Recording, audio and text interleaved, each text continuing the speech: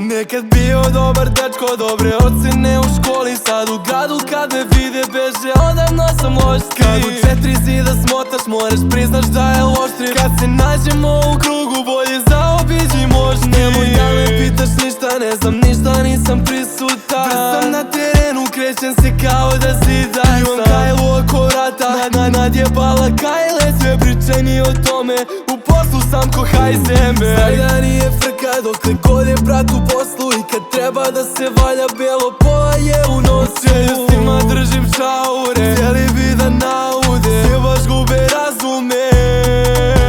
Sputa lako padne se, ne mogu da prate me. Dižu bele zastave, il uzmi sebi sve, il predaj se, jer znam ti namere.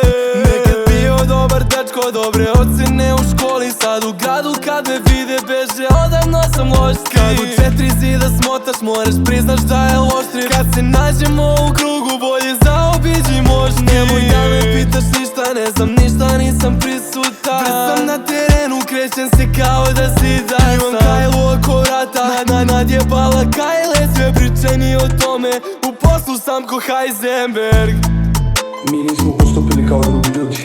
Drugi ljudi su uglavnom to iskulirali, mi nismo iskulirali.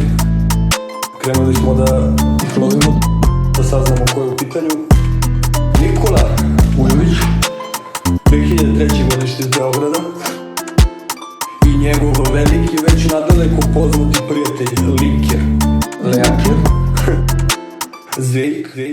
Nekad bio dobar dečko, dobre ocene u školi. Sad u gradu kad me vide beže, odavno sam loš skri. Kad u četiri zida smotaš, moraš priznaš da je loš trip. Kad se nađemo u krugu, bolje zaobiđi možda. Nemoj da me pitaš ništa, ne znam ništa, nisam prisutan. Već sam na terenu, krećem se kao da zidam. Imam kajlu oko vrata, nadjebala kajle. Sve priče ni o tome, u poslu sam ko Heisenberg.